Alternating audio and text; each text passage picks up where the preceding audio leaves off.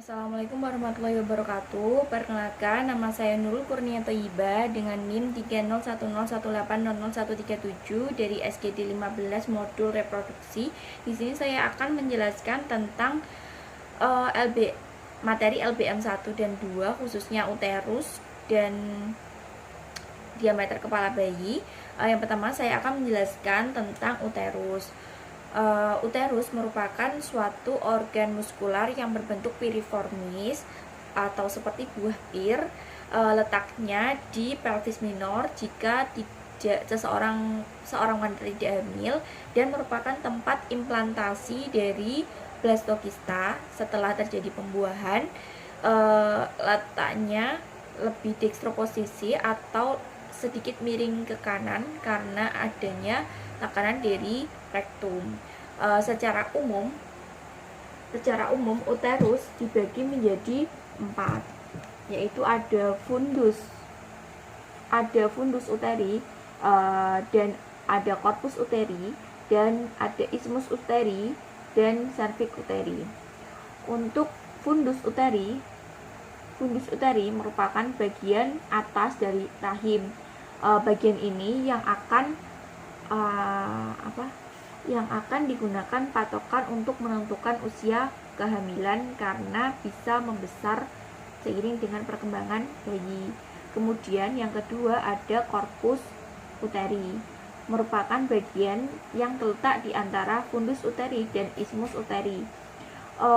Untuk corpus uteri ini terdapat 2 fasies, yaitu pada bagian posterior ada fasies intestinalis, bagian anterior ada fasies vesicalis, karena pada bagian posterior langsung berhadapan dengan usus, sedangkan pada bagian depan langsung berhadapan dengan vesika urinaria atau kandung kemih. Mempunyai margo, yaitu pada bagian lateralnya ada margo.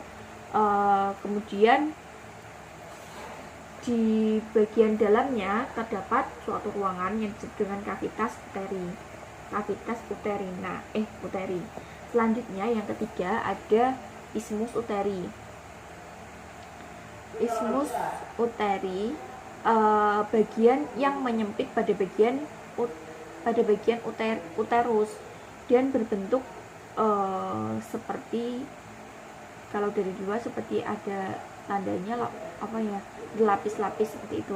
Saat hamil akan tertarik ke atas dan akan menjadi bagian bawah dari segmen rahim. Selanjutnya ada cervix uteri. Cervix uteri merupakan bangunan yang berbentuk silindris, terbagi menjadi 2 bagian, yaitu pada bagian atas ada bagian atas, yaitu ada portio supravaginalis cervicis, yaitu pada bagian atasnya ini. Selanjutnya pada bagian bawahnya ada portio vaginalis cervicis, yaitu bagian uterus yang akan masuk ke dalam vagina. Selanjutnya di sini terdapat kanalis, ada kanalis cervicis. Nah, kanalis cervicis ini jika ke superior berhubungan dengan cavitas uterina melalui suatu lubang, yaitu ostium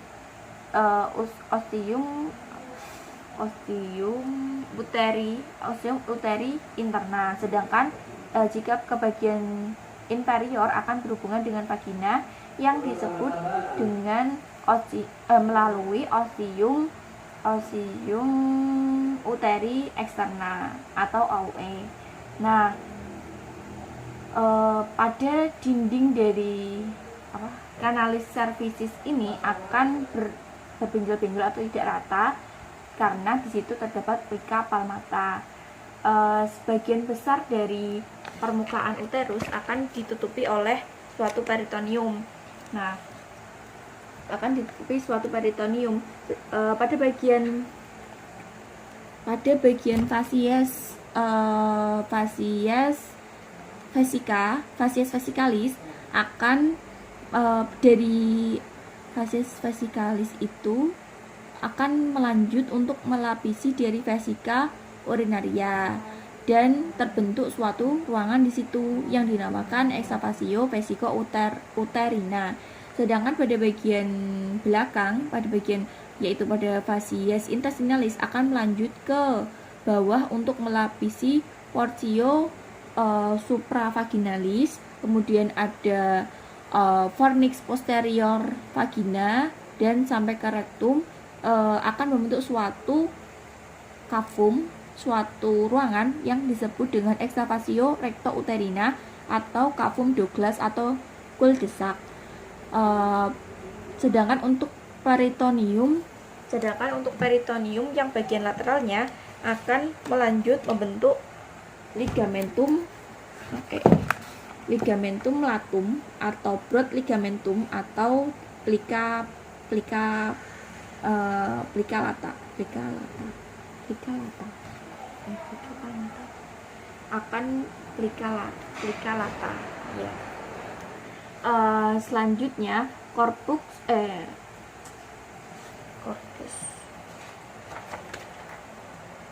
dari posisi corpus uterus dan cervix uterus, kemudian dan vagina dari uterus akan membentuk suatu sudut di mana corpus uteri dan cervix uteri akan membentuk sudut yang dinamakan dengan fleksi. Normalnya akan antefleksi, sedangkan cervix uteri dan vagina akan membentuk suatu sudut yang dinamakan versi. Secara normal anteversi. Untuk kelainan-kelainan yang bisa terjadi yaitu ada ini normal, antefleksi dan anteversi. Sedangkan pada bagian gambar ini gambarnya ini retrofleksi dan ini masih anteversi. Kemudian yang pada gambar ini akan terlihat masih antefleksi tapi sudah retroversi, dan pada gambar terakhir retrofleksi dan retroversi.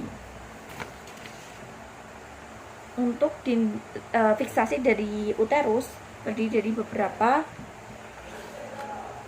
ligamentum, yaitu yang pertama ada ligamentum latum atau broad ligamentum atau plica lata, membentang dari margo uteri dan melekat ke dinding lateral dan lantai pelvis. Terbagi menjadi 3 bagian, yaitu ada bagian mesosalping, kemudian melanjut ke seolah-olah jadi satu dengan mesovarium, kemudian ada mesometrium. Untuk mesosalping itu melekat ke tuba uterina, mesovarium melekat ke ovarium, dan mesometrium akan melekat ke uterus. Terdapat 2 lamina, yaitu lamina anterior dan lamina posterior. Yang lamina anterior akan melanjut melapisi diafragma pelvis dan dinding lateral pelvis. Untuk yang lamina posterior membentuk plica rectouterina,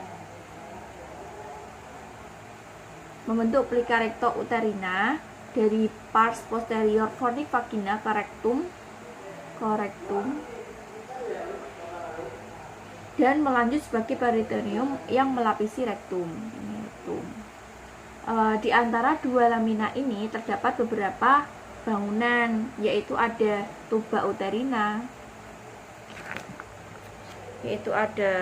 tuba uterina, vasa ovarica, ligamentum ovarium proprium, kemudian ada arteri uterina, kemudian ada plexus venosus uteri, kemudian ada ligamentum teres uteri, kemudian ada ligamentum transversus transversus cervicis, transversum atau ligamentum cardinal, dan grapametrium. Dan ada epoporon dan paraoporon. Yang epoporon ada dua, yaitu ada epoporon transversus dan longitudinal. Dan sedangkan untuk yang paraoporon itu lebih jelas terlihat pada bayi, anak-anak, bayi atau anak-anak. Kemudian yang kedua ada ligamentum teres uteri.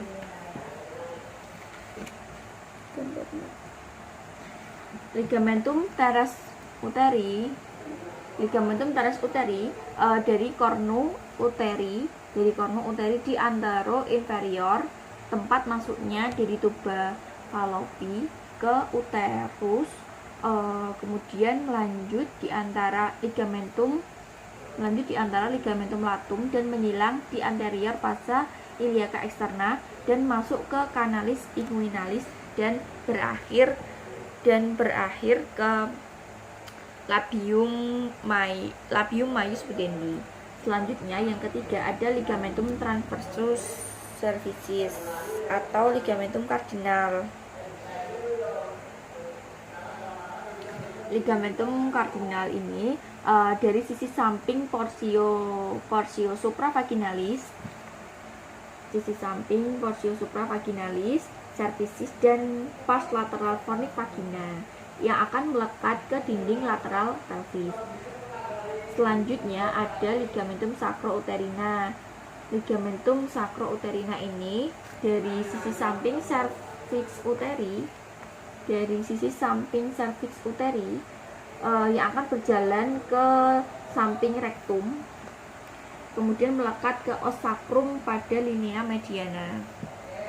Selanjutnya ada ligamentum puborektal.